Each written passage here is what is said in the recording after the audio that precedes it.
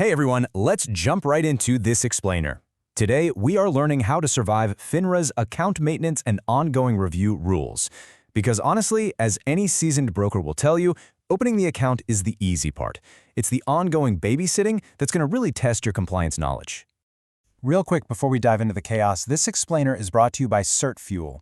If you're prepping for your Series 7, you absolutely have to check out certfuel.com. They've got a full course with adaptive study quizzes, smart flashcards, and unlimited practice exams weighted exactly like the real thing. It is a literal game changer for your studying. All right, let's get into it. So, to make these super dry regulations actually stick in our brains, we're going to spend a highly stressful year at a hypothetical firm. Meet our recurring cast of characters. We've got Sam the supervisor, who is basically perpetually stressed out. Riley the rep, who means well but is a total compliance disaster waiting to happen, and Carla the customer. We're going to see exactly why these FINRA rules exist and how Sam manages to keep Riley from accidentally destroying the entire firm with just one misspelled options ticket. Section 1. Internal Inspections. Okay, so Sam's first major headache is that Supervision doesn't just magically stop the second Carla the customer opens and funds her account. The firm actually has to police its own branches. FINRA requires a regular schedule of internal inspections, but the frequency depends entirely on how much damage a specific office can do. Think about it. An OSJ, an Office of Supervisory Jurisdiction, and supervisory branches, they get a mandatory annual visit. They're the heavy hitters. But non-supervisory branches, they only need a visit every 3 years. And non-branch locations, they're just on a regular quote-unquote periodic schedule. Okay, pattern interrupt. Pause the video right now, test your recall. Before we move on, tell me, out loud, what is the minimum inspection frequency for a non-supervisory branch? You got your answer? If you said 3 years, you absolutely nailed it. Listen, this is a massive exam trap. The test writers love, and I mean literally love, testing this exact distinction. Do not assume every single office gets an annual inspection. If Riley works in a small, non-supervisory branch, Sam only actually has to visit him once every 3 years. But when Sam finally does show up for that 3-year inspection, what is he actually looking for? Well, he's checking everything. He's verifying the safeguarding of customer funds, basically making sure Riley isn't keeping Carla's bearer bonds in an old shoebox. He's making sure the books and records aren't a total disaster and checking transmittal procedures. And crucially, if Carla changed her address or her investment objectives recently, Sam is verifying that the firm actually documented her verification of those changes. No unverified changes allowed, ever. Moving to Section 2, Transaction Review. Sam isn't just looking at customer trades. He has to watch like an absolute hawk for insider trading and manipulative conduct coming from inside the house. Obviously, Sam is monitoring the firm's own proprietary accounts. And of course, he's monitoring Riley's disclosed personal accounts.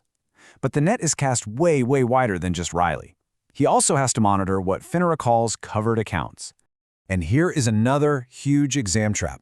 Covered accounts include spouses, children, and related controlled persons. Seriously, beware the pillow talk. The crucial point is this.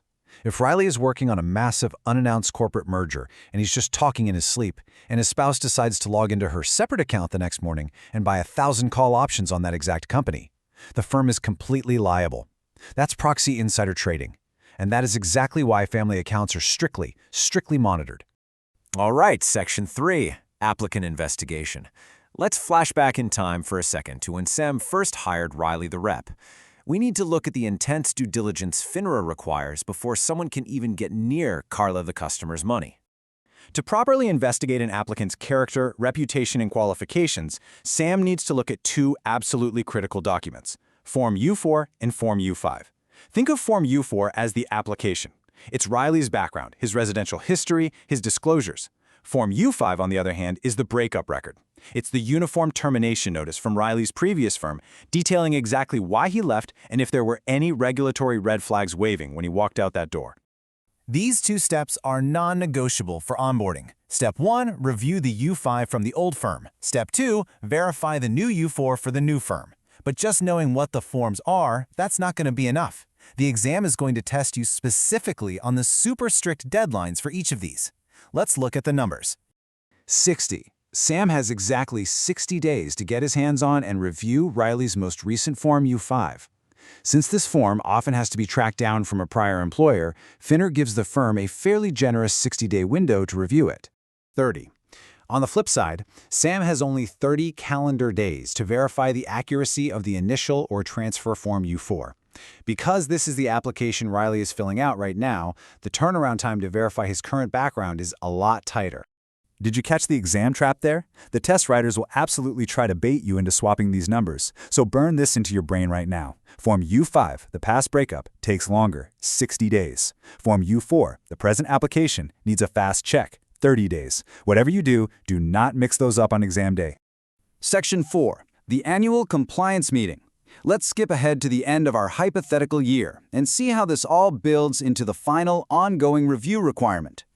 To keep the whole operation running smoothly, Sam must run an annual compliance meeting. This is a broad review of the business conducted at least once a calendar year. It's specifically designed to detect issues and prevent Riley from making future disastrous violations. And here's a keynote for the exam. This meeting is a completely distinct requirement from the firm's Supervisory Control Annual Report. They sound kind of similar, but don't let them trick you into thinking they're the exact same thing. Section 5, Rapid Fire Exam Recap. All right, congratulations, you've survived a year with Sam, Riley, and Carla. Let's lock this information in with a rapid-fire study recap of the absolute most highly testable points we just covered. Get ready. First major takeaway. The big, risky offices require Sam's eyes on them every single year. OSJs and supervisory branches equal an annual inspection. Second takeaway, the smaller, non-supervisory branches give Sam a much-needed breather. They only require a 3-year inspection timeline. Third takeaway, transaction monitoring extends far, far past the registered rep. It includes their spouse and children to prevent proxy insider trading. Always watch the family. And the fourth takeaway, 60 days to review the U5 termination notice from the past and 30 days to verify the new U4 application in the present. So, now that you actually understand the why behind these strict supervision timelines and how they physically stop reps from burning down the firm, are you going to be able to spot the traps on the real test? Take a breath, review those numbers one more time, and go crush it.